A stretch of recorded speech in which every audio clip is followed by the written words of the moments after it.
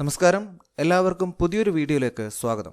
ഇന്നത്തെ വീഡിയോയിൽ നമ്മൾ പ്രധാനമായും ചർച്ച ചെയ്യാൻ പോകുന്നത് S7 പോണിനെതിരെയുള്ള അറ്റാക്കിനെ പറ്റിയാണ്. വളരെ കോമൺ ആയി കാണപ്പെടുന്ന ഒരു അറ്റാക്കിംഗ് തീമാണ് S7 പോണിനെതിരെയുള്ള അറ്റാക്ക്. നമുക്കറിയാം, പോണുകളുടെ കൂട്ടത്തിൽ ഏറ്റവും വീക്കായി കാണപ്പെടുന്ന പോണാണ് ഈ F7 പോൺ. അതിനുള്ള കാരണം ഈ പോണിനെ സംരക്ഷിക്കുന്നത് രാജാവ് മാത്രമാണ്. പ്രധാനമായും 3 രീതിയിലുള്ള അറ്റാക്കുകളാണ് F7 പോണിനെതിരെ വരാറ്. ഇതിലെ ആദ്യത്തെ അറ്റാക്കിംഗ് രീതി എന്ന് പറയുന്നത് വൈറ്റ് E4 പോൺ പുഷ് ചെയ്യുകയും അതിനുശേഷം വൈറ്റിൻ്റെ ബിഷപ്പിനെ C4ലേക്ക് കൊണ്ടുവരികയും ഈ ഒരു ഡയറക്ഷനിൽ ഈ പോണിനെ അറ്റാക്ക് ചെയ്യാവുന്നതാണ്.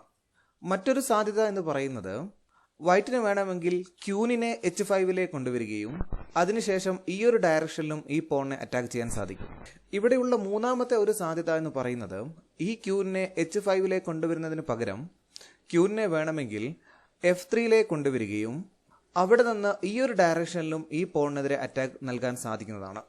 അതുകൊണ്ട് തന്നെ ബ്ലാക്ക് മനസ്സിലാക്കേണ്ട ഏറ്റവും പ്രധാനപ്പെട്ട കാര്യമെന്ന് പറയുന്നത് ഈ പോണിനെതിരെ അറ്റാക്ക് വരുന്ന ഡയറക്ഷൻസ് എന്ന് പറയുന്നത് ഒന്ന് ഈ ബിഷപ്പിൻ്റെ അറ്റാക്ക് ആയിരിക്കാം, അല്ലെങ്കിൽ ക്യൂവിന് F3യിൽ നിന്ന് ഈ പോണിനെ അറ്റാക്ക് ചെയ്യാം, അതുപോലെ H5ൽ നിന്നും ഈ പോണിനെ അറ്റാക്ക് ചെയ്യാം. അതുകൊണ്ട് തന്നെ ഈ ദിശയിൽ വരുന്ന അറ്റാക്കുകളെ പറ്റി ബ്ലാക്കിന് വളരെ കൃത്യമായ ഒരു ധാരണ ഉണ്ടായിരിക്കേണ്ടതാണ്.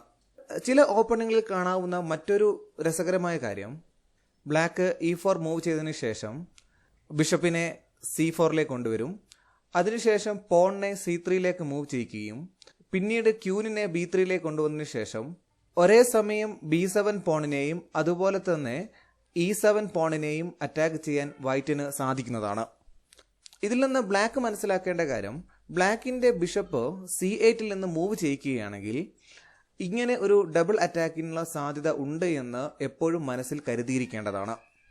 പിന്നീടുള്ള മറ്റൊരു കാര്യം, ഈ അറ്റാക്കുകളെ സഹായിക്കാൻ വേണ്ടി വൈറ്റിന് ഏത് സമയത്ത് വേണമെങ്കിലും വൈറ്റ് നൈറ്റിനെ F3ലേക്ക് കൊണ്ടുവരികയും അവിടുന്ന് G5ലേക്ക് കൊണ്ടുവന്ന് വീണ്ടും ഇതിന് അറ്റാക്ക് നൽകാൻ സാധിക്കുന്നതാണ്. അപ്പോൾ പ്രധാനമായും F7 പോണിനെതിരെയുള്ള അറ്റാക്കുകൾ ഈ കാണുന്ന രീതിയിലായിരിക്കും പ്രവർത്തിക്കുക. അപ്പം ഈ ഒരു ധാരണ നിങ്ങൾക്കുണ്ടായിരിക്കേണ്ടത് വളരെ പ്രധാനപ്പെട്ടതാണ്. അടുത്തതായിട്ട് നമ്മൾ അറിഞ്ഞിരിക്കേണ്ട ഒരു കാര്യമെന്ന് പറയുന്നത് F7 പോണിനെതിരെ അറ്റാക്ക് കൊണ്ടുവരാൻ വേണ്ടി വൈറ്റ് എപ്പോഴും ഉപയോഗിക്കുന്ന ഓപ്പണിംഗ് എന്ന് പറയുന്നത് E4 ഓപ്പണിംഗ് ആയിരിക്കും. ഈ മൂവിന് ഉത്തരം എന്ന രീതിയിൽ ബ്ലാക്ക് E5 പോൺ പുഷ് ചെയ്യുകയാണെങ്കിൽ അടുത്തതായിട്ട് വൈറ്റിന് ബിഷപ്പിനെ C4ലേക്ക് കൊണ്ടുവരികയും അറ്റാക്ക് സ്റ്റാർട്ട് ചെയ്യാൻ സാധിക്കുന്നതുമാണ്. ഇനി ഏതെങ്കിലും ഒരു ബ്ലാക്ക് പ്ലെയറിന് F7 പോണിനെതിരെയുള്ള അറ്റാക്കിനെ കൃത്യമായി പ്രതിരോധിക്കാൻ പറ്റില്ല എന്നൊരു പേടി തോന്നുകയാണെങ്കിൽ അത്തരം ആളുകൾക്ക് ഫ്രഞ്ച് ഡിഫൻസ് ചൂസ് ചെയ്യാവുന്നതാണ്.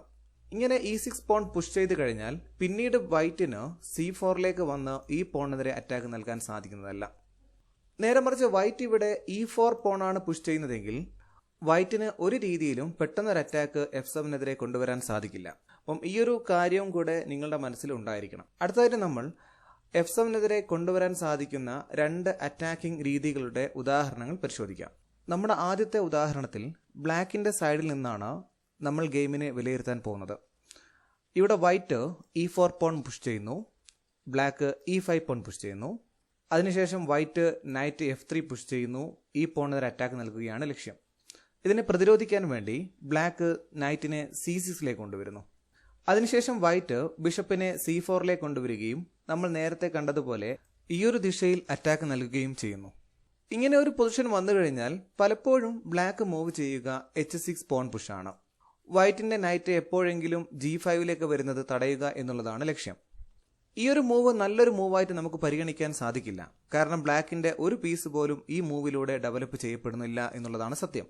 ഈ മൂവിന് പകരം ബ്ലാക്കിന് ഈ പൊസിഷനിൽ ധൈര്യമായി തന്നെ നൈറ്റിനെ F6ലേക്ക് കൊണ്ടുവരാവുന്നതാണ്. അപ്പോൾ ഇവിടെ വൈറ്റിന് വേണമെങ്കിൽ നൈറ്റിനെ G5ലേക്ക് കൊണ്ടുവരികയും ഈ പോണിനെതിരെ ഡബിൾ അറ്റാക്ക് നൽകാൻ സാധിക്കുന്നതുമാണ്. ഇങ്ങനെ ഒരു പൊസിഷൻ വന്നു കഴിഞ്ഞാൽ ബ്ലാക്ക് ഒരു രീതിയിൽ തന്നെ പേടിക്കേണ്ട കാര്യമില്ല. ബ്ലാക്കിന് ഇവിടെ വളരെ സ്ട്രോങ് ആയിട്ടുള്ളൊരു മൂവ് ഉണ്ട്. അത് മറ്റൊന്നുമല്ല, ഈ പോണിനെ അഥവാ D7 പോണിനെ D5ലേക്ക് മൂവ് ചെയ്യിക്കാവുന്നതാണ്. വൈറ്റ് D5 പോണിനെ ക്യാപ്ചർ ചെയ്യും വൈറ്റിൻ്റെ പോൺ ഉപയോഗിച്ച്. ഇവിടെ നിങ്ങൾ വളരെ കൃത്യമായി ശ്രദ്ധിക്കേണ്ട ഒരു കാര്യം, ഒരു കാരണവശാലും ബ്ലാക്കിൻ്റെ ഈ നൈറ്റ് അഥവാ F6 നൈറ്റ് ഉപയോഗിച്ച് ഈ പോണിനെ ക്യാപ്ചർ ചെയ്യരുത്. കാരണമെന്ന് പറയുന്നത് വൈറ്റിന് ഇവിടെ F7 പോണിനെ ക്യാപ്ചർ ചെയ്യുകയും ഒരു ഫോർക്ക് നിർമ്മിക്കാൻ സാധിക്കുന്നതുമാണ്. ബ്ലാക്ക് കിങ് നൈറ്റിനെ ക്യാപ്ചർ ചെയ്യുകയാണെങ്കിൽ വൈറ്റിനടുത്തതായി ക്യൂനിനെ F3 കൊണ്ടുവരികയും വളരെ സ്ട്രോങ് ആയിട്ടുള്ള ഒരു അറ്റാക്ക് നിർമ്മിക്കാൻ സാധിക്കുന്നതുമാണ്. പകരം ഈ പൊസിഷനിൽ വളരെ കൃത്യമായി ചെയ്യേണ്ടത് ബ്ലാക്കിന്റെ രണ്ടാമത്തെ നൈറ്റ് അഥവാ C6 നൈറ്റിനെ A5 കൊണ്ടുവരികയും ആദ്യം ഈ ബിഷപ്പിനെതിരെ ഒരു അറ്റാക്ക് നൽകുകയും വേണം. ഈ ബിഷപ്പ് ഇവിടെ മൂവ് ചെയ്ത് കഴിഞ്ഞാൽ പിന്നീട് സമയമെടുത്ത് ബ്ലാക്കിന് ഈ പോണിനെ റീക്യാപ്ചർ ചെയ്യുകയും ഈ അറ്റാക്കിൽ നിന്ന് രക്ഷപ്പെടാൻ സാധിക്കുന്നതുമാണ്. ഇപ്പോൾ ഒന്നാമത്തെ ഉദാഹരണത്തിൽ എങ്ങനെയാണ് വൈറ്റിന്റെ ഒരു ബിഷപ്പ് അറ്റാക്കിനെ പ്രതിരോധിക്കേണ്ടത് എന്നുള്ളതിനെ പറ്റിയൊരു ധാരണയാണ് നൽകിയിരിക്കുന്നത്. നമുക്കിനി രണ്ടാമത്തെ ഒരു അറ്റാക്കിംഗ് സ്റ്റൈല് പരിശോധിക്കാം. നമ്മുടെ രണ്ടാമത്തെ ഉദാഹരണം ഒരു ചെറിയൊരു ട്രാപ്പ് കൂടിയാണ്.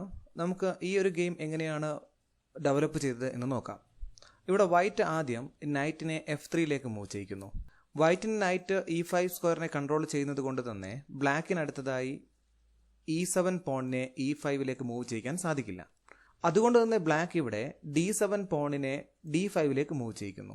ഈ ഒരു മൂവിന് ശേഷം വൈറ്റ് അടുത്തതായി E2 പോണിനെ E4 മൂവ് ചെയ്യിക്കുകയും ഒരു പോൺ സാക്രിഫൈസ് ചെയ്യുകയും ചെയ്യുന്നു. ബ്ലാക്ക് പോണിനെ ക്യാപ്ചർ ചെയ്യുന്നു.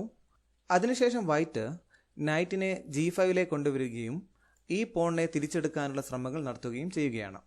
ഈ ഒരു മൂവോട് കൂടി നമ്മൾ നേരത്തെ പറഞ്ഞതുപോലെ ഈ നൈറ്റ് ഇപ്പോൾ നമ്മുടെ F7 പോണിനെയും അറ്റാക്ക് ചെയ്തിരിക്കുകയാണ്. ഈ കാര്യം നിങ്ങൾ മറന്നു പോകരുത്.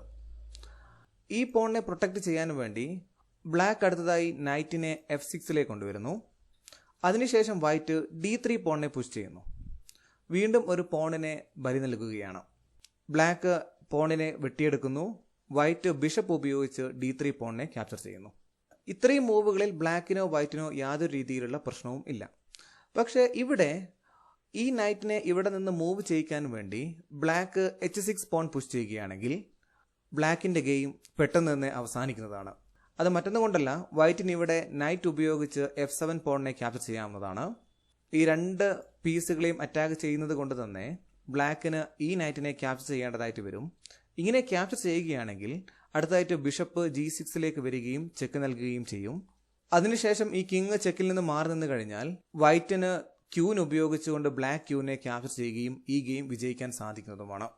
ഈ ഉദാഹരണത്തിൽ നിന്നൊക്കെ നമുക്ക് മനസ്സിലാക്കാൻ പറ്റുന്ന കാര്യം F7 പോണുമായി ബന്ധപ്പെട്ട് ഒരുപാട് ട്രിക്കുകളും ട്രാപ്പുകളും ചെസ്സിൽ ലഭ്യമാണ്. നമ്മൾ ബ്ലാക്കാണ് കളിക്കുന്നതെങ്കിൽ F7 പോണിനെതിരെ വരാനുള്ള ഇത്തരം ട്രിക്കുകളും ട്രാപ്പുകളും മനസ്സിലാക്കി വെക്കേണ്ടതാണ്.